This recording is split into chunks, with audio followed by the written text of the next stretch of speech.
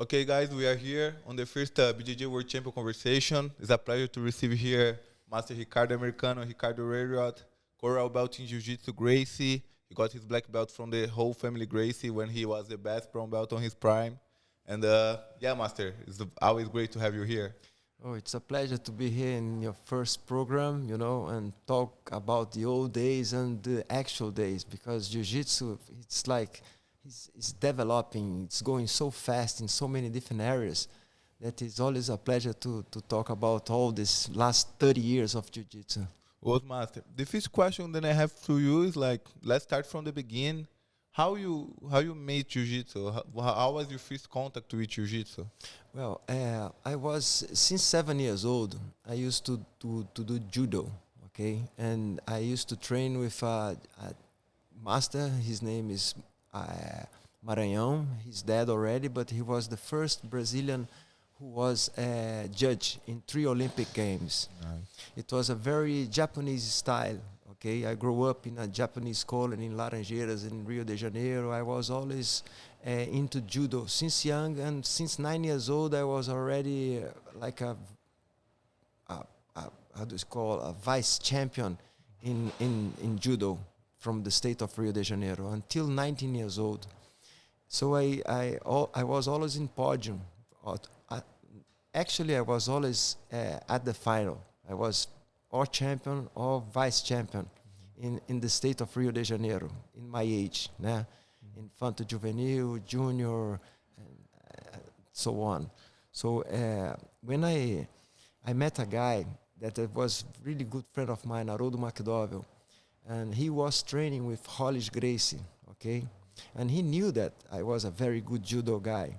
And just one question in the middle here. Hollis Gracie is the Gracie who everyone say then is the best Gracie they never had. Yes. And you agree with that too? Yes, I didn't have the chance to meet Hollis Gracie, but his story and everything that he tried, like developing other skills in other martial arts, Hollis was a very, very talented and very strong character member of the family Gracie, you know. He was the best during my time, during the 70s and beginning of 80s, and then he unfortunately died. And then Rickson assumed that responsibility to be the best of the family, you know. And Rickson really changed the way people used to train jiu-jitsu, you know. He brought the natural gymnastic, he brought the yoga, he brought the right way to breathe when you're fighting, you know. Very smart, you know, very instinct jiu-jitsu, you know. He called it invisible jiu-jitsu, and he's completely right, because Jiu-Jitsu, it's a chess that is not a chess, because you have always to be ahead of the other guy, you know. And I was very, very lucky to train with Carlos Gracie Jr., to Hillion Gracie, Renzo Gracie, Ralph Gracie, all the Machados in the first beginning of the boom of Jiu-Jitsu during the 80s. I started Jiu-Jitsu when I was 20, and when I was 23, I was already a black belt. But because of my strength in judo, you know, I arrived as a very good junior. And how you find out about jiu-jitsu? Like, you was in judo, you was competing, doing your best? Yes, I'm from a time that nobody, only a few people in Rio de Janeiro were black belts, you know. It didn't exist jiu-jitsu in São Paulo or other capitals, you know. So I trained in the Copacabana. Was the building of Carson Gracie, that he used to share the mat with Hollis Gracie, you know. Like Monday, Wednesday, and Friday belongs to Carson. Tuesday, Thursday, and Saturday belongs to... On the same gym? Hollis. Same gym, exactly. Just change floors sometimes. One small room below and the bigger tatami on the top. And we used to know everybody. I used to know who were the black belts in Rio de Janeiro, in the world, you know. And they used to have a rivalry between these two different teams. Like, they used to teach on the same place, but they used to have rivalry between the Carson Gracie guys and the Hollis Gracie guys. Always rivalry, always. Even if they are trained in the same spot. Even completely rivalry. It was war. It was a completely different than today, because nowadays, if you train with a clan, you have to be there and trust the clan forever. Right. You could never ever train with somebody else from another gym, you know. And for me, this was a very different, because in judo, you always go to other academies, you know, and train with other enemies or other competitors, or you change, you go to the other academies, you know. Right. Those years during the 80s, you know, the beginning of 80s. And today we see that in Jiu-Jitsu happening. That is fantastic, you know, that you can train with somebody from another academy, you know, and share knowledge. Even if you go and meet your opponent in a championship, you know, it's good for you. It's good for the martial art, you know. It's a respect, because even Jiu-Jitsu, Judo, Karate, you need somebody else's body for you to grow up yourself, you know. If you don't have somebody else to train, you will never develop your skill. Yeah, I have a curious history about that, to be honest, because I grew up training at Cicero Costa in Brazil, and there is a gym like very opening about that. So Cicero never blocked me to go visit other gyms, right? And my dad used to have a car we call Kombi in Brazil. It's like a big van, and but was with no seat. So every time he was going to a tournament on the far away from the city, my dad used to post in Facebook, "Oh, I'm going to this tournament.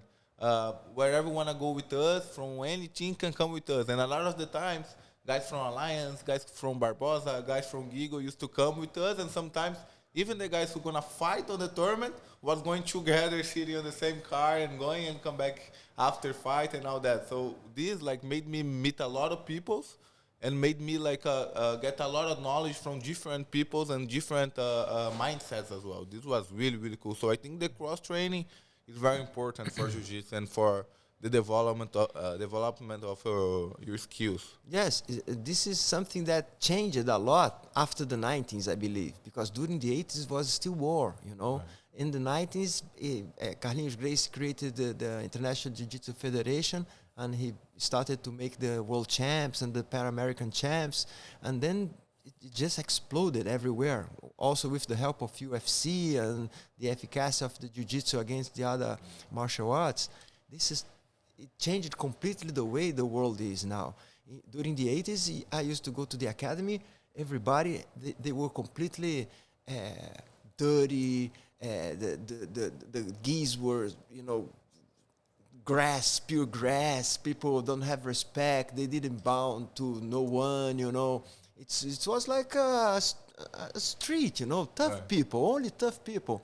If you were like a businessman and you wanted to learn Jiu-Jitsu, it was really, really hard, because people, they didn't have the respect. They want to meet to train, and, you know, so you put a white belt with a black belt, the guy strangled the guy, hit the guy. So the businessman escaped, you know. You had a lot of people going to the gym, but you had like 90% of people leaving the gym, right? You know, and all of this changed a lot, you know, all the education now in all the academies, all the respect, all this integrity between all the teams that people go to a city and train in other gyms. This is fantastic, you know. This is fantastic, and I saw this long time ago, but it took decades to change, you know. Wow. Exactly. And Master, you said you saw the beginning of the BJJF, the International Brazilian Jiu-Jitsu Federation, and how was the tournament before Carlos Gracie Jr. created the federation? Well, how you guys used to know who was the best guy? What was the word for you guys on the time? Well, when I started Jiu-Jitsu, it was a very nice decade during the 80s, because Mauro Taubman, it was the owner of company. It was a trademark, very famous in Rio de Janeiro, and he used to sponsor a lot. This guy was a visionary, because he used to sponsor skateboards. He started to sponsor surfers. He started to sponsor windsurfers, you know. And he saw Jiu-Jitsu that he really thought, this is fantastic, you know. I want to try to sponsor these guys. And then he matched with Carlinhos Gracie, and they started to create the company events that were the nationals, you know. Because we didn't have so many athletes, and not so many academies. We used to have only 1 or 2 tournaments in the beginning of the 80s. after it started to grow and explode, then other events start to happen, you know, like Bahamares, like Timbuktu, like other small tournaments. But the main tournament, it was like one annual tournament, you know, and it was regarding black belts, you know, not regarding blue belts. One very good idea that Carlinhos had, it was to make championships for blue belts, for purple belts, for brown belts, for black belts, because it incentivized the athletes in all belts to compete to each other, you know. In the beginning, I always said, wow, the guy is a world champ in 96, 97. I'm a world champ in blue belt. I said, you're not world champion. The world champions are normally a black belt, you know, and not blue belt. But this was fantastic too, because it created the legacy of you starting to compete a lot, you know. And this was fantastic idea of Carlos to make the jiu-jitsu to grow the way it grows. Now you see every weekend you have a tournament all over the world, and it's growing more, and it will keep growing a lot. Jiu-jitsu now, it doesn't belong anymore to the Gracie family. It belongs to the world because of them, you know. Sure. The Gracie Jiu-jitsu is spread out all over the world because of them. But now is a martial art that it's taking so many different directions now, you know. You see the flow grappling, you see the nongi, you see all of these new areas that Jiu-jitsu is moving ahead, you know. All of this is fantastic to see.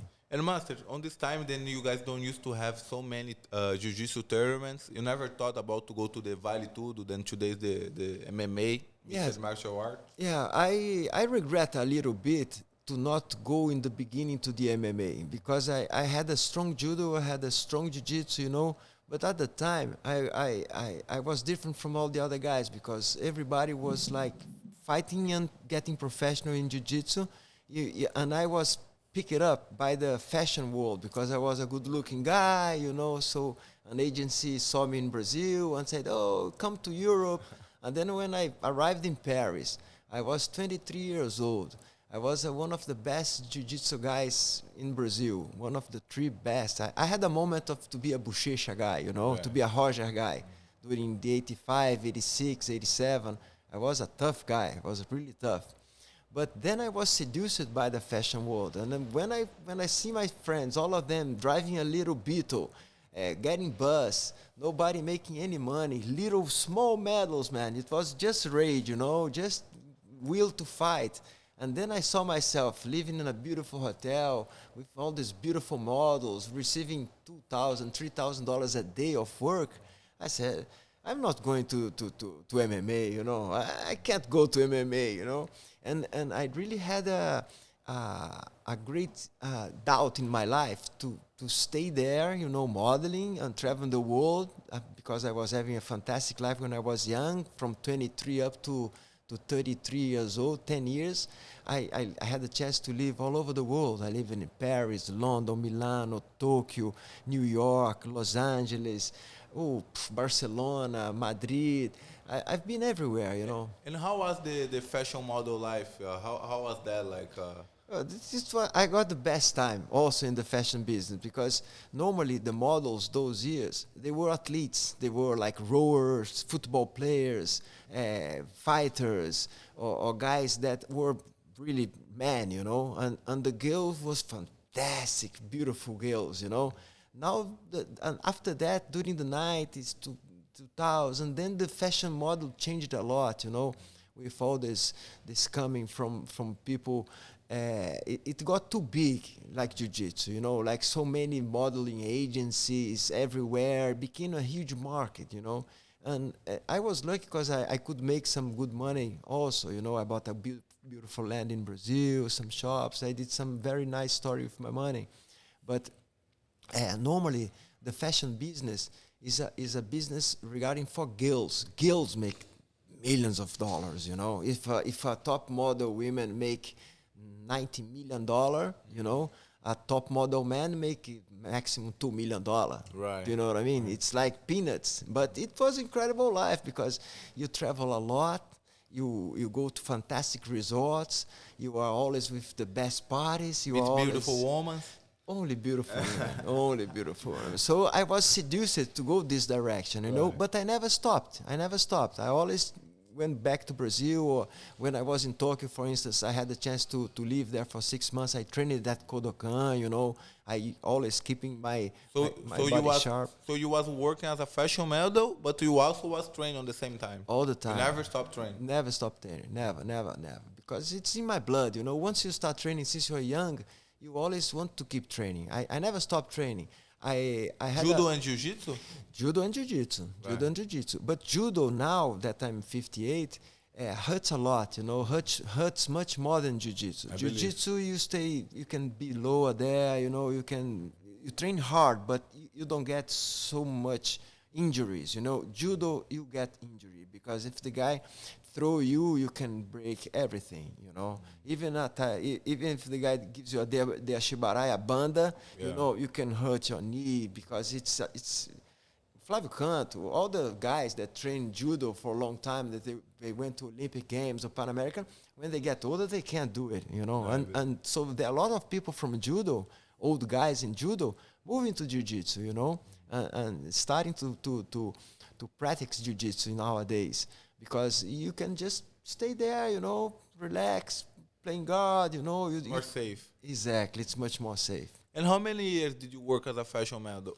I started with 21, and till today, people ask me to make campaigns. Exactly. I arrived here in Miami, and the best agency here, Next Models in Miami, they saw some material for me from Ford Models in Brazil, and they say, Ricardo, I want to represent you. I say, what am I going to do? I'm going to do tooth, you know, like diapers for old men. And the guy, oh, no, Ricardo, no. You can do commercials for ships, for new apartments, for whiskey, for, I don't know, cigarettes. I said, cigarettes no good.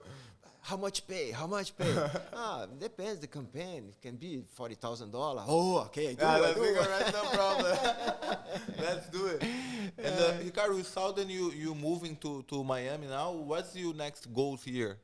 Yes, when it was a surprise to come to Miami, okay, because I have a good life in Brazil. I live in a very nice area down there in the middle of the jungle in Rio de Janeiro, close to Prainha Beach. I live in a bubble in Rio de Janeiro. I have my swimming pool is of natural water. I have a fountain in my home. I bought this land 25 years ago.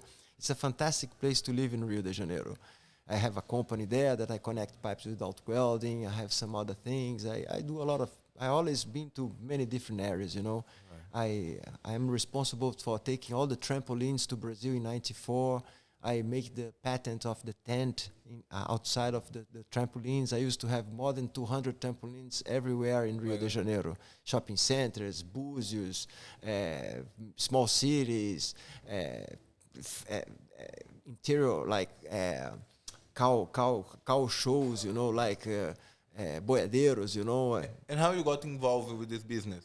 Oh, I'm a very curious guy, you know. Right. I always had this entrepreneur way of mine, you know. I've been to many different areas, you know, so I survived doing this, doing that, making money here, making money there, and I lost the chance to open Jiu-Jitsu academies in England, you know, because I was there in '86. I was a black belt already. Actually, I'm the first English, or maybe the first European blood, real blood, because my dad, he's Scottish. I have a nickname of Ricardo Americano, but actually I'm Scottish. My dad is Scottish, just like the Gracies. They have they're Scottish blood. Scottish blood, exactly. And I am the first English blood that is got the black belt and the coral belt in Jiu-Jitsu, you know. And I was living there. I trained a little bit in Budokan during '86 and '87, a fantastic judo school there. But because of the modeling, then I moved to New York, I moved to other places, so I didn't establish myself with an academy there. And Roger Gracie did a fantastic. Maurição, his dad, the godfather of Jiu-Jitsu in England, all respect. Maurição is the Belly King. Exactly. Maurício Gomes. Yeah, nice. Fantastic family. I love those guys. They are. And Master Ricardo, how was the sensation to be a coral belt? To have just a few coral belts in the world, and you one of these guys? Like, how was that? You was when you got your black belt, when you first got black belt, you used to imagine that one day you you could be maybe a coral belt or something like that? No, I never had this ambition. I always loved jiu-jitsu because of the power that jiu-jitsu can give to you. You know, the how do you say, Confidence. the confidence, the way you can defend people, the way you can escape from bullying. You know, taking people out of the drugs. You know, so I always had a big picture of jiu-jitsu. You know, I always took it in my heart because I grew up in judo, but I was supposed to go to Olympic Games. When I was 19 years old, I was one of the best in Brazil in my weight, and I was invited to join the Brazilian team of judo for the Olympic Games. And at the Nationals, I beat Ezequiel Paraguaçu, the guy that got everybody in you know, the Ezequiel choke. Yeah. And Ezequiel was a fantastic judo guy, and he stayed like 3 Olympics being the middleweight of Brazil. So I had the potential to go to Olympic game. But I those years, not even Aurelio Miguel had the gold medal, you know. So judo was really tough those years. Even jiu-jitsu, you know, during the 80s, we didn't see money there. We didn't see that you could have a good quality. And I always wanted to travel the world since young, because my dad immigrated to Brazil. The grandparents of my mom, they're Germans. They also immigrated to Brazil. All my family has like an immigration DNA. For instance, I have one son that he's living in Portugal. He's a lawyer, but he's a kite surfer. Nice. I have another son who is an helicopter pilot, kite surfer. He's living in Australia.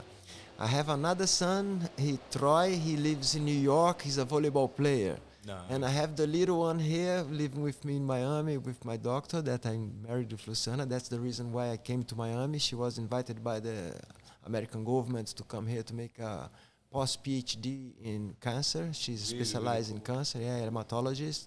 And then we had to decide to come to America in 3 days, you know, because we received the invitation from the government on a Monday. On a Wednesday, we came to the embassy. They gave us the visa, and they say, you have to fly on Saturday. I say, what are we going to do? Our life is all here, you know. Okay, let's go. So I came. It was very fantastic story because I was launching the Maeda Institute in Rio de Janeiro. After we want to talk more about that too. Yes, it's a fantastic thing that I did there with the president of the Institute of Brazilian and Japanese Cultural Institute in Brazil. We created Maeda. Maeda is a very fantastic project. It's a philanthropic project that we teach judo and jiu-jitsu for kids from 10 years old up to 18 years old to transform them in judo and jiu-jitsu black belts at the same time, you know. So they can have the option to go for the Olympic if they are good on it, or if they can go for the other leg, that is the jiu-jitsu, that is growing a lot all over the world. But one of the most important things about this project is that because of the growth of judo and jiu-jitsu all over the world, if you are today a black belt in jiu-jitsu or a black belt in judo, okay, you can travel to any country in the world, you know, and you can open your academy. It's not the same thing as being a doctor or being a lawyer or being an engineer, because you have different laws for each country, you know. So today, when you have this diploma, you know, this certification, you can change lives. You can do whatever you want, you know. You will never lose that if you change the country that you live. You know? So it's a fantastic project, very nice project, because also there is a lot of kids that are lost, you know, they suffer bullying. Here in Miami, you have Hialeah, you have Little Haiti, you have all these areas that you have poor kids, that they don't have opportunity, you know, to do things. So and you told me you working to maybe open something like that right here in US as well, right? Yes. I'm trying to look for the right partners, you know, to try to put the Maeda project here in Miami, you know, beginning in Miami. But it can spread out in many different poor areas here all around the state. So it's a very nice project, you know. it's not ambitions to make money, but it's a legacy that you can change people with education.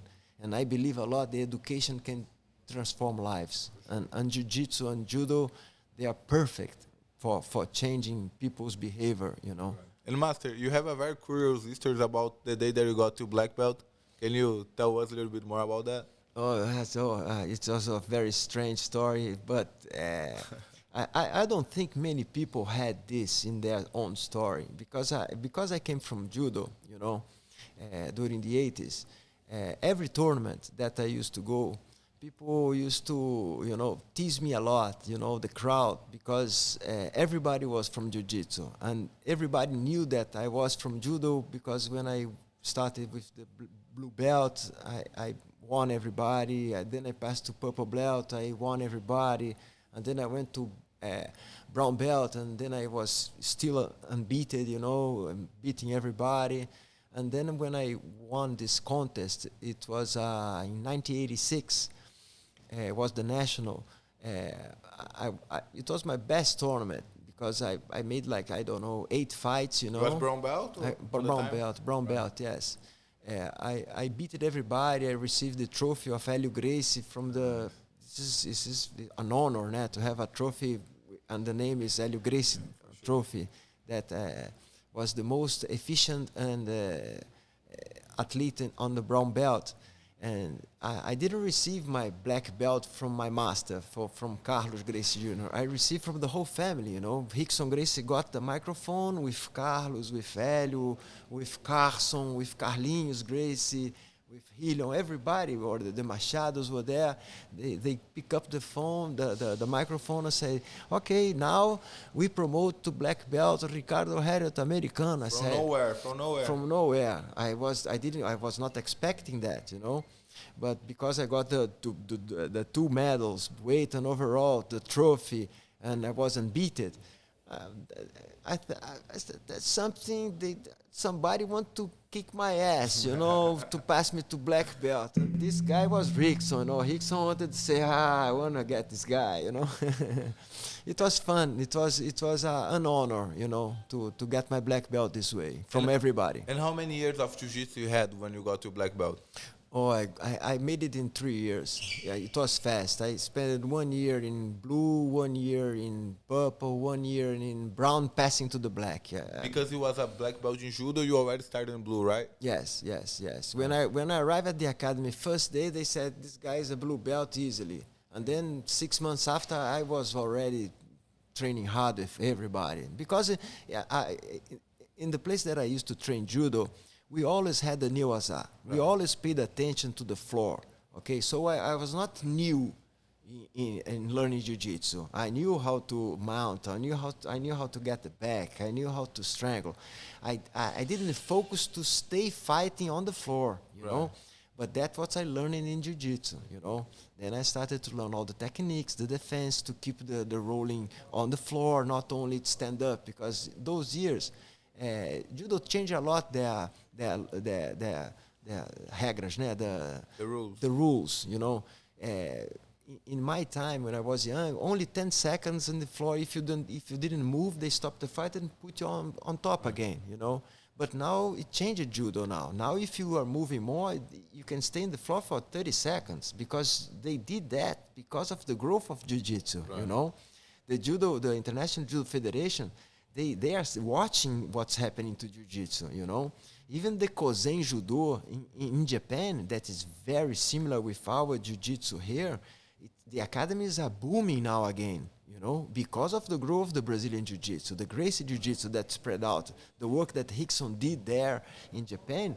It made the Japanese say, whoa, we have to train floor again, you know. We forgive that, you know, but these guys, they passed us.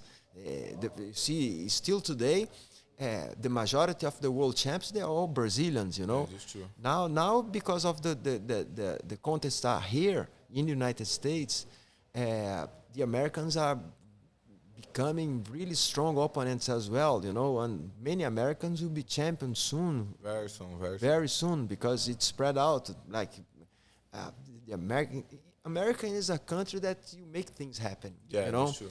If you go to Brazil, we don't have so many important contests anymore because everybody's up here. All the champions, when they are doing good in Brazil, the academies here import them to come to United States, you know.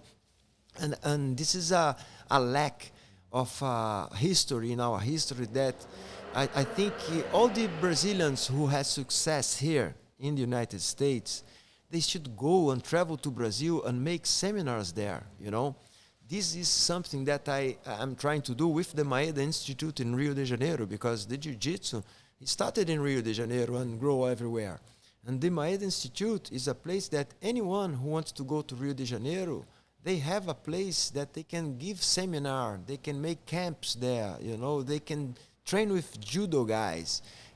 We had there Rogério Sampaio already giving seminars. We have there Leon Teixeira, Zé Beleza, who's the best guy, who has the best systems for school. We have Silvio Bering that has an incredible jiu-jitsu history, the Bering family, and he created a fantastic self-defense way. We have Osvaldo Simões, the first Brazilian champ university, you know. Right. So it's a big team with a lot of good people there. And I also ask for all of you guys, you know, who watch this, when you go to Brazil, contact the Maeda Institute, right. Me, or I organize seminars there for everybody, because you guys, you have to go back there and fill it up, you know, and people with sharing the knowledge, you know. That's why we build up to the Maeda to become a center, you know. It's a building with a nice dojo size of here, more than 150 square meters. We have other little places also to give private lessons there. We have Japanese language. We have library. We have so many things that you teach, that you connect yourself with the old Oriental education, you know. And at the same time, it's a place that I invite all of the world champs to come to Rio de Janeiro, you know, when they are going to have some fun there, you know, to also pass the knowledge, because it's getting very focused only in the United States, you know. And you guys can teach, go back to Brazil and teach some people there as well. And Master, like you said, you already went to Japan to train judo, and you think the level of the judo in Japan is really, really different, or you think in Brazil we have a talent that can even get there? Yes, the Brazilian judo is a fantastic judo, okay? Now we just got a bronze medal in team, you know, at the Worlds. But the Japanese tradition, you know, the Japanese judo tradition, it's fantastic because they have different technique, you know. The European East countries like Hungary, the Russians, the Croatians, there's so many good athletes everywhere, you know, that judo became very difficult. And they try to adapt the rules fast, like every 2, 3, 4 years, they always adapt. They try to adapt to make judo more interesting for the public, you know. And it's very difficult for you to say if Brazil is going to be the best judo team all over the world. I don't think so, because judo is spread out everywhere already, you know. And sometimes it's just talent, you know. It's one guy that in his best day, and he can beat the other guy that's 2, 3 times Olympic champion, you know. It's too tight. And jiu-jitsu is going to be like that. Jiu-jitsu, to break the records of Bochecha, of Roger, or some other guys, you know, Mofacini, all these guys that won 11 titles, 10 titles, world titles, it's going to be very difficult to beat those records, I believe, in the future, because it's too many good people coming, you know. Jiu-jitsu evolved a lot, the food, you know, all the supplements, you know, that you have today, the focus, it's each year that goes past, you know, make people, make it more difficult to win a world title or be a Pan American title, you know. So we are seeing these last 10 years a lot of history, I think, because all of these guys are going to be legends in the future, you know.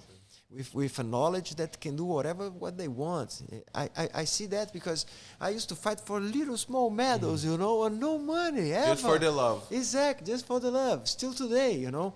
But the new athletes today, they have a different mindset, you know. And tell more us about your mindset when you used to compete. What you used to focus, to think about before your biggest challenges? Well, I believe a lot when you start to do judo, jiu-jitsu, any martial arts, or any sports when you are really young.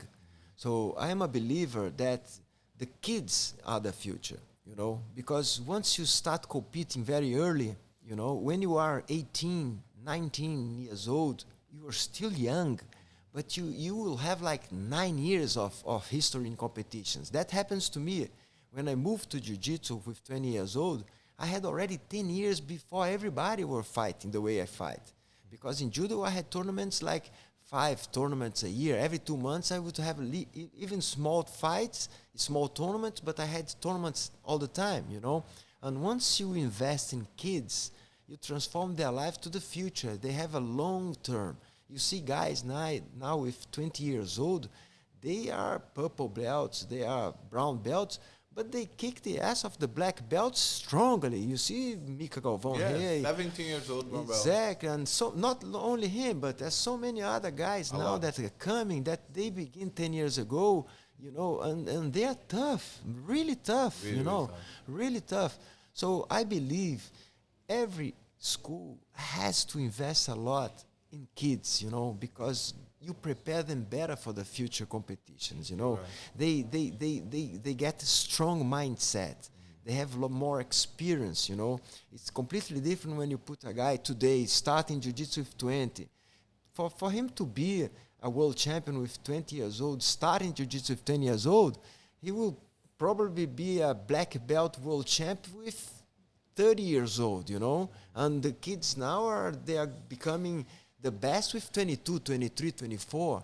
The top athletes in the world soon, they will be the youngest ones, you know, not the oldest ones, you know.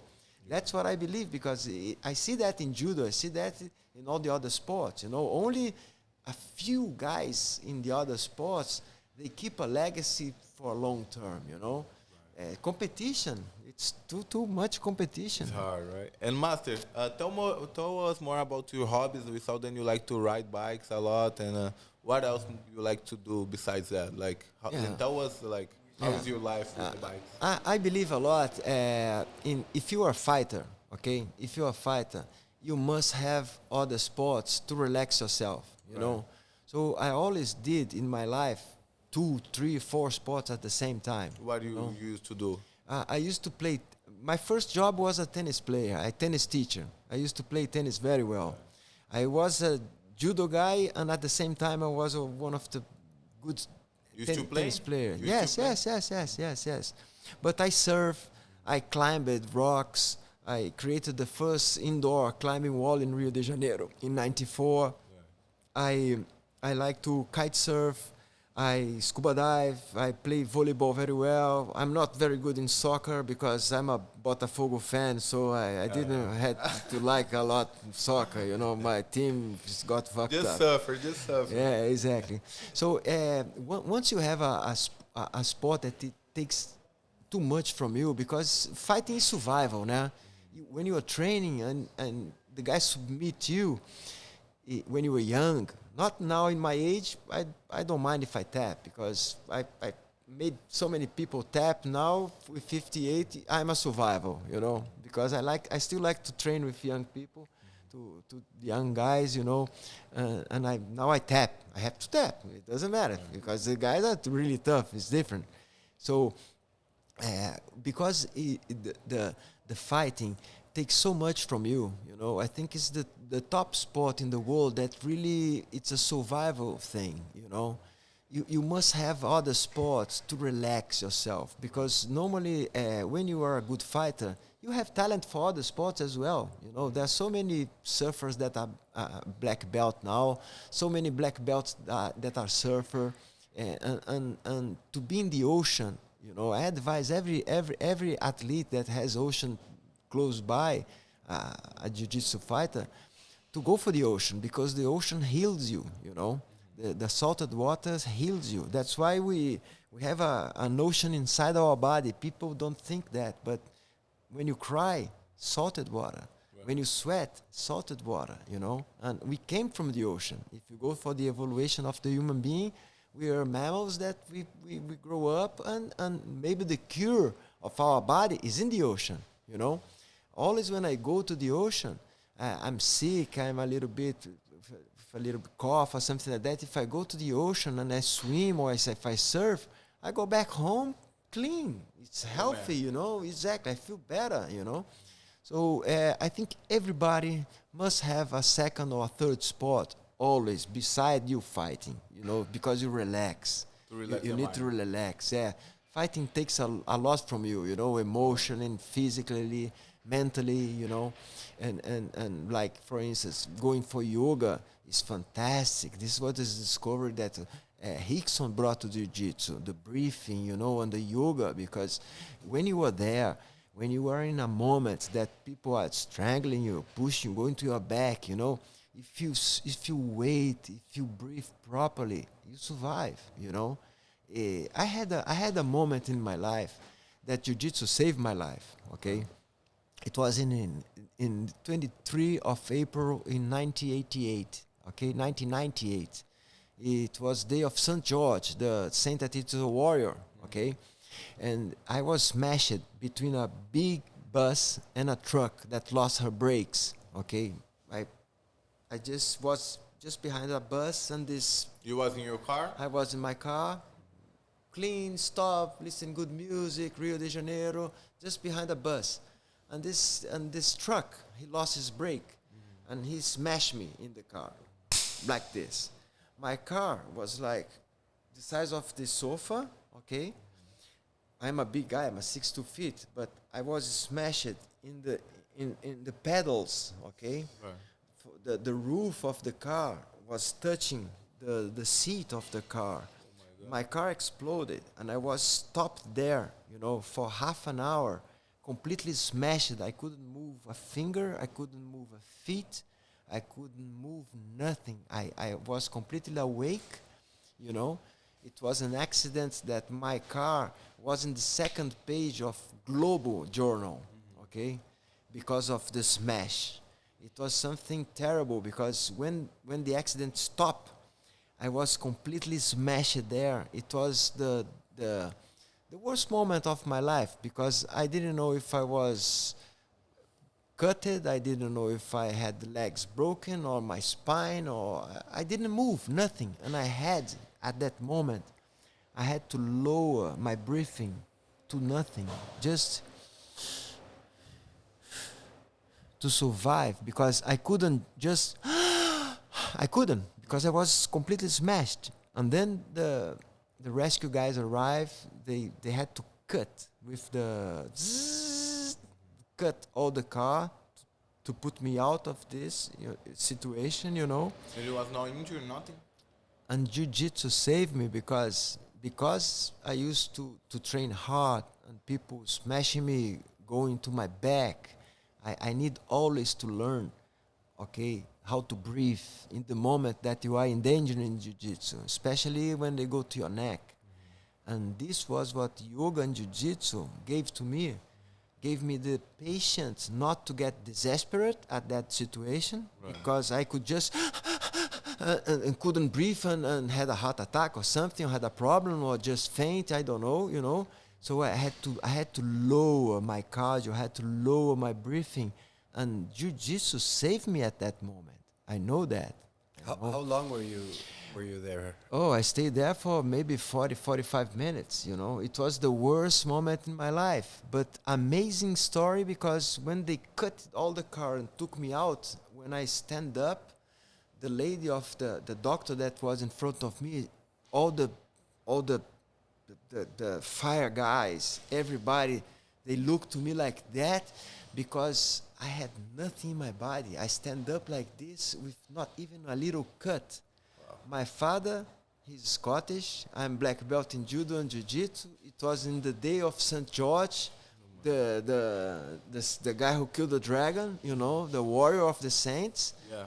And it was something that was amazing. They put me that belt here. They took me directly to the hospital because they thought that I was injured inside or lots of problems inside my body. I could be broken, but the adrenaline was making like that. The thing was all the 11 fire guards that were there, they went to see me at the hospital. They came to me, they looked and touched me and said, miracle. The other one touched me and said, I never saw anything like that. And then the other guy came and said, cried, and get out. And I didn't understand, I was not understanding. I only understand what I passed when I have to go back to pick up my car there, okay? And when I saw my car with my dad, I never saw my dad crying. My dad looked to the car, looked to me. I saw the tears falling from his face, and looked to me and said, you have a protection. I don't know, and the car, if I show to you the picture one day, I will show you. You're gonna say unbelievable because it's a bunch of iron deformed, Nothing was. You couldn't use nothing. I had to get the car, put with a guindaste to a truck, and the truck took me to my street, put the car there like a box with deformed iron, pluff. All my friends in the street, they said, Ricardo died. They thought a month during 10 days, they thought that I died because the next day I traveled to Europe to make a job as a model. You just keep your life normal, but everybody thought that I died, And then when I came back 1 month later, people, oh, you didn't die, because those years, it's like to phone my mom is like 2 hours to wait in a line. There's no internet, no cell phones, nothing, To write a letter, to send a message, it took like 10 days, 15 days to arrive the letter, It's amazing. It was amazing. Yeah, and Jiu-Jitsu saved me. The briefing, the importance of the briefing when you are there getting smashed, And a lot of people, athletes, they don't pay attention in briefing, even today, okay? Because if you are, when you are in a position that the guy is strangling you, if you turn a little bit your head, if you put one finger sometimes with patience, you don't tap, but you have to get used yourself to breathe properly, and yoga gives this to you, and that saved my life at that moment. Master, you also compete on the first Worlds. How was that like? Oh, it was very interesting. I was already old, I was already 34 years old. Okay, I was a master there, but because I always liked to compete, I wanted to put myself there, It was good. I had like 4 fights. I won the 3 first fights, and then I was in semi-final against Bebel, and the other semi-final was Roleta and Valide, And it wasn't the champion that Roleta became Roleta, because he was with Valide in one semi-final, and I was with Bebel in the other semi-final. But I talked this to Bebel, I won that fight with Bebel. Bebel, I won that fight. But the judge was André Pederneiras, okay? The coach of Zé Aldo, né? Yeah. And he used to belong to Carson, team. And because if I use in the first belts and championship, I won everybody, I think he just pushed a little bit to Bebel. So Bebel went to the final with Roleta, and Roleta finished Bebel, and he won the tournament. And this was the only world that you fought as an adult division? No, I fought it next year as well, 97. But then I also in the semi-final, I got Fábio Gurgel. Fábio was flying those years. Yes. And he beat me. He didn't caught me, but he beat me. He went to my back and he stayed in my back, but he didn't get to choke me.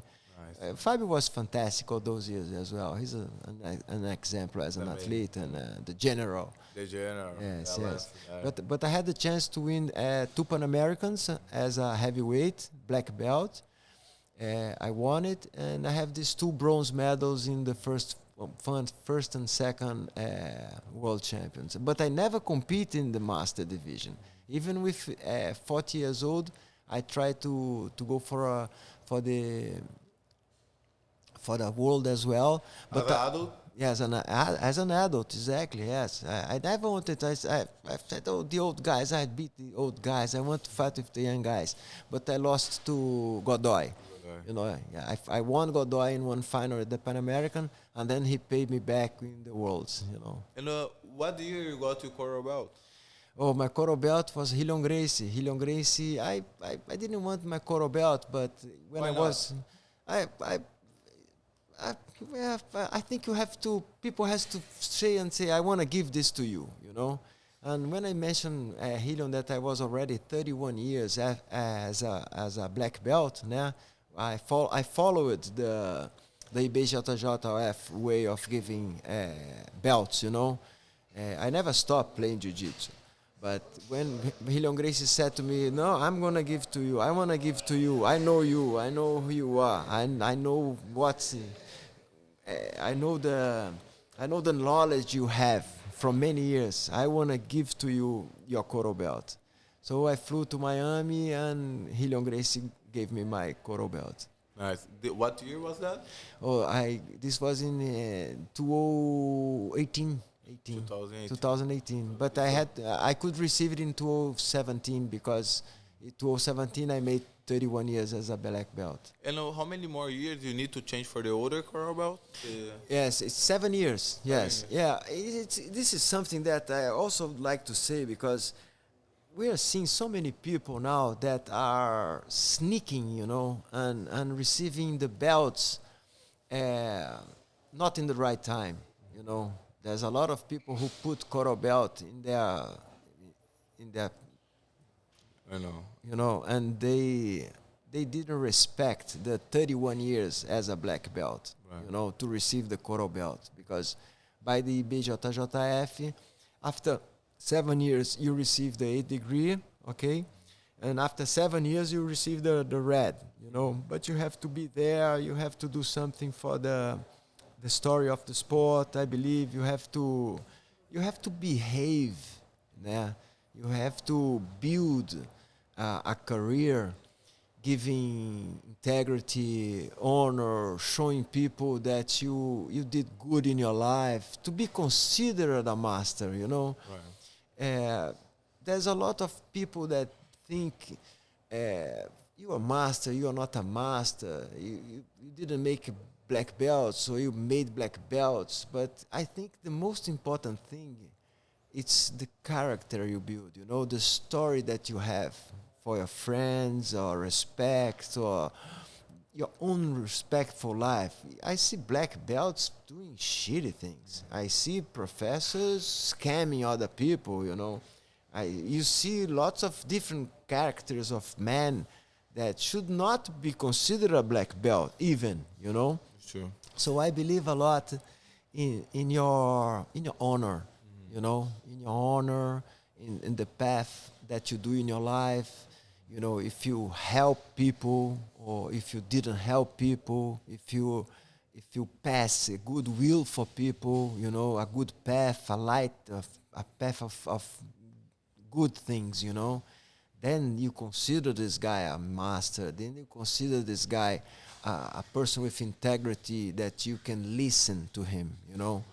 Not a guy that scammed the other or passed the other, or, you know, this guy for me doesn't even deserve the black belt, you know what I mean? Especially the coral belt or the other coral belt, and one day be considered a master because he put it in his own, a guy that put the belt in his belly, you know, by himself, not another example of person giving to you, you know.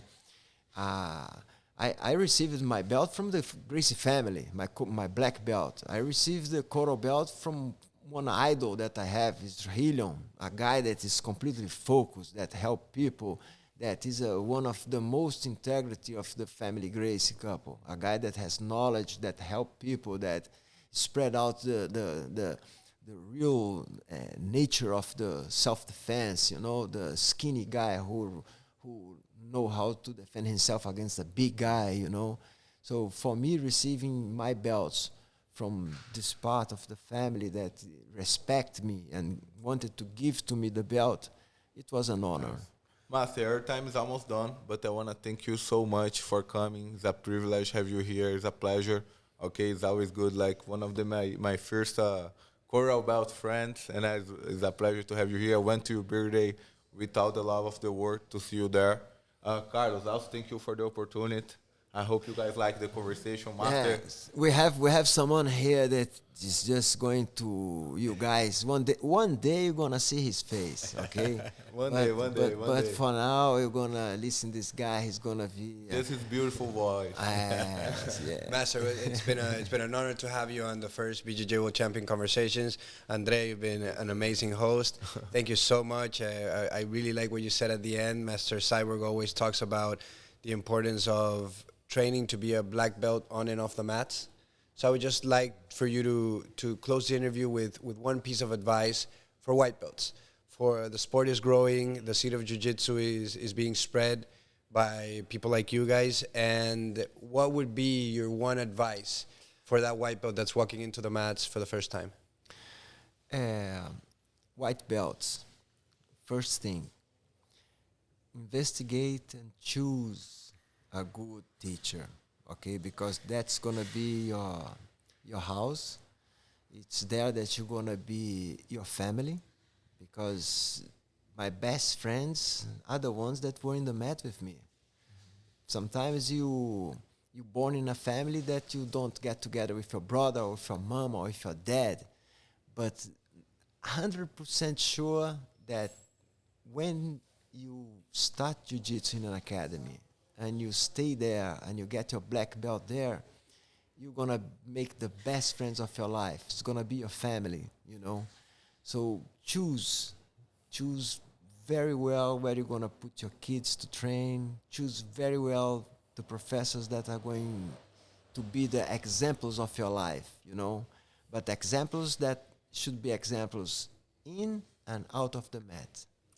That's my advice. Guys, this was the first BJJ World Champion conversation. Thank you very much. Us.